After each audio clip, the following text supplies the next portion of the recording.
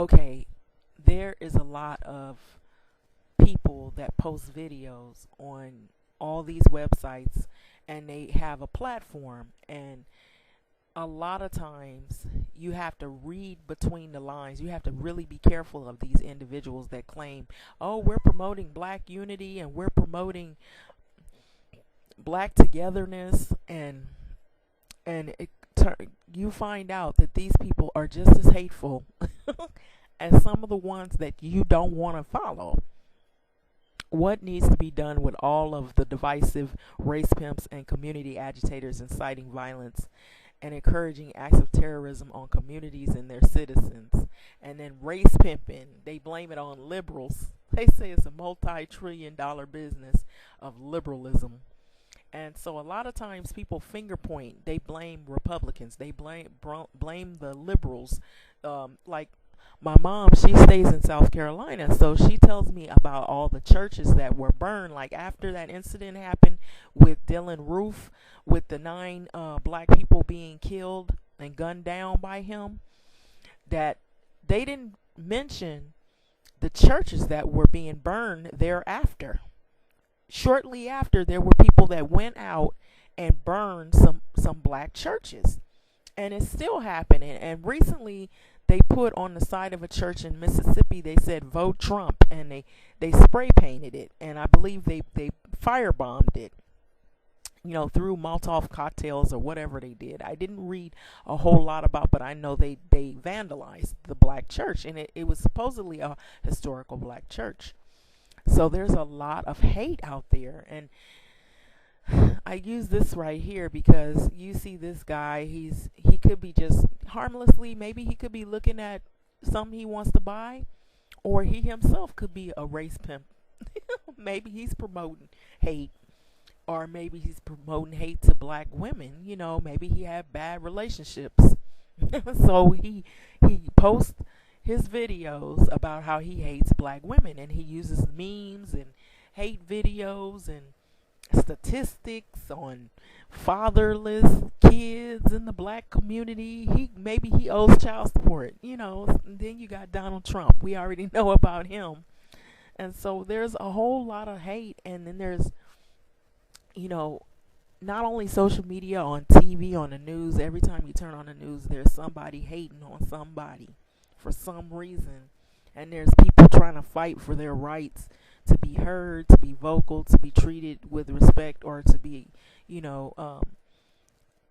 accepted in a community. But you're accepting who wants to be accepted around these haters?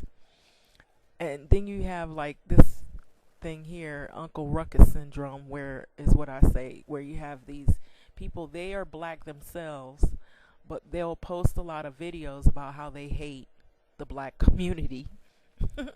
And I'm not trying to, I don't want to be into naming names, but we could probably come up with a huge list of names of individuals like that.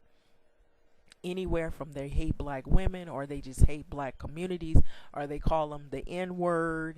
They're almost worse than the KKK. And then you have people who, they sound really nice when they start off, and they talk about all the things that black community could use, like building schools, education, growing college funds. They talk about all this good pertinent information, and then all of a sudden they hit you with, but we hate these gays. And it's hate speech. It's like they try to reel you in, and then they make it seem like hating gays is going to build up the black community. I don't get where that comes from, except but from maybe a church, and what they gotten a few scriptures, and they just stay stuck on those scriptures, and they just can't let that go. And these are coming from people who, they don't probably go to church every Sunday. They don't really practice everything that they've been taught out of Bibles. They're not Bible scholars and theologians. These are people that just, they flat out, they just hate people for whatever the differences of opinion, the different views. And then you have this saying, pulling out the race card, and you do have a lot of people that do that. That's true. And it can come not just from blacks, it can come from white people pulling out the race card. It happens a lot. And I think that we really need to think for ourselves and be leaders for ourselves, have common sense, use a lot of common sense, because some of this stuff is common sense. Most of it is, really. But they'll have you to think that you, in the black community, I guess they have this mentality, certain people feel that we need leaders. And that's a problem. Because if you really, really think about it, do white people have leaders? Well, I guess you can say that now with Donald Trump. So the ones that are hating, I'm not talking about all people that are from white culture. But we hate some persons because we don't know them. And if you don't learn about people and what their plight is, and you refuse to get educated or acclimated on the real world and reality, you tend to harbor a lot of hate. And it can happen in all backgrounds, all races, and all cultures. And I'm black, and I'm a female, and I've caught a lot of racism, hatred. Some people hate you for being a woman. Some people hate you for being black. Some people hate you if you have a difference of opinion. You don't believe the same thing that they believe.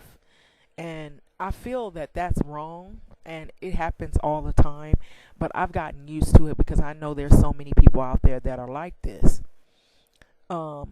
Maybe they hate to see women that are independent and that think for themselves. And I feel like, we don't have Malcolm X, Marcus Garvey, and Martin Luther King. And I feel like black people like to have a lot of leaders to always steer them in a direction. And we are in a different time and generation now, and we need to be more of our own leaders.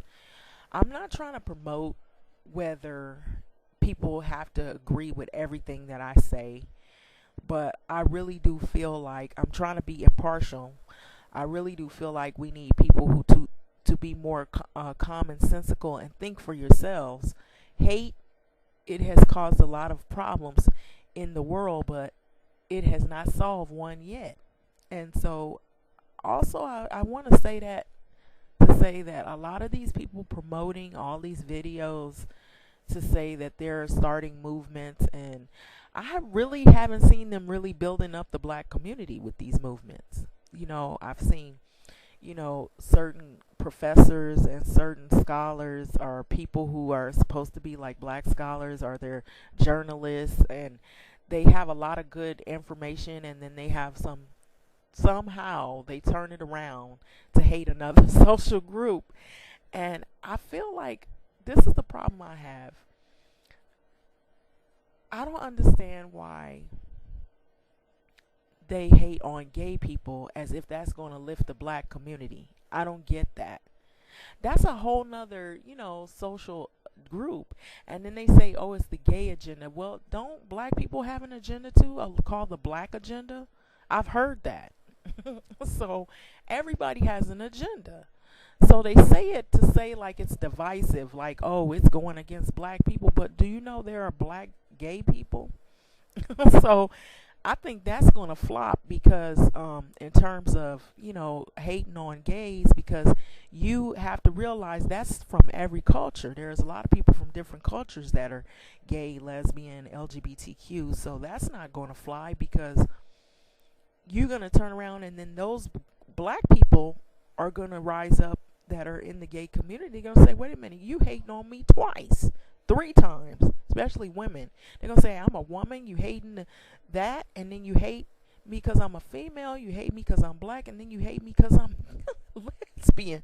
So it's like triple hate. So I just think too that we need to get educated about different groups, and we need to stop the hate. There's too much hate going on.